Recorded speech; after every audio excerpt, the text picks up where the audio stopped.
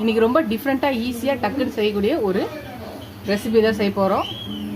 அது எதுலன்னு பார்த்தீங்கன்னா வாங்க இதை எப்படி செய்யலான்னு பார்க்கலாம் வாங்க ஃப்ரெண்ட்ஸ். இன்றைக்கி நம்ம செய்ய போகிற ரெசிபி ஈஸியாக டக்குன்னு செய்யக்கூடிய ஒரு ஸ்வீட் ரெசிபி, ஸ்நாக்ஸ் ரெசிபி எதுனாலும் சொல்லலாம்.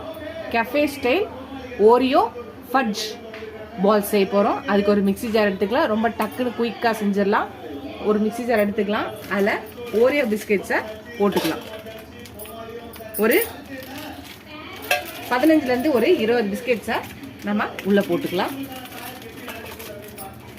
அப்புறம் ஒரு 4லேருந்து 5 டேட்ஸை, சாஃப்டான டேட்ஸை போட்டுக்கலாம்.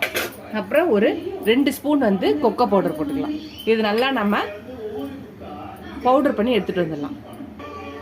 நல்லா பவுடர் பண்ணி எடுத்துகிட்டு வந்தாச்சு. இப்போ இதை ஒரு பிளேட்டில் மாற்றிக்கலாம். இப்போ இது எல்லாத்தையும் நல்லா நம்ம பால்ஸாக பிடிச்சிக்கலாம். எந்த சைஸ்க்கு வேணுமோ அந்த சைஸ்க்கு இதை பால்ஸாக பிடிச்சிக்கலாம். இந்த மாதிரி இப்போ நம்ம எல்லா பால்ஸையும் உருட்டியாச்சு. இப்போ ஓரியோ பிஸ்கெட்ஸே நல்லா தூள் பண்ணி வச்சுருக்கோம். இப்போ அதில் இதை நல்லா ஸ்ப்ரெட் பண்ணிக்கலாம். எல்லா பக்கமும் படுற மாதிரி பண்ணி எல்லாத்தையும் இதே மாதிரி எடுத்து வச்சுக்கலாம்.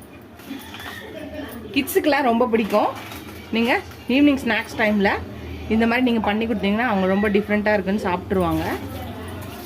கடையில் போய் வாங்கி தரணும் இல்லாமல் இந்த மாதிரி வீட்டிலே நீங்கள் டிஃப்ரெண்ட்டாக செஞ்சு தரும்போது அவங்க ரொம்ப விரும்பி சாப்பிடுவாங்க. இது மாதிரி எல்லாத்தையும் நம்ம உருட்டிக்கலாம். அதுதான் எல்லா பால்ஸையும் நம்ம ரெடி பண்ணியாச்சு. இப்போ இதை ஒரு 10 மினிட்ஸ் வந்து நம்ம ஃப்ரிட்ஜில் வச்சு எடுக்கலாம்.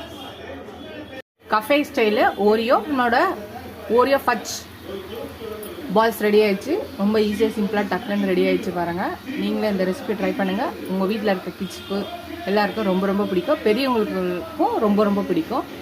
நமக்கு ஸ்வீட் கிரேவிங்ஸ் இருக்கும்போது பிஸ்கெட்டே சாப்பிட விரும்ப இல்லாதவங்க இந்த மாதிரி செஞ்சு கொடுங்க. நீங்களும் ஃபேமிலியோடு சேர்ந்து என்ஜாய் பண்ணுங்கள். இதோட அடுத்த ரெசிபியில் பார்க்கலாம். டாடா பாபா ஃப்ரெண்ட்ஸ்.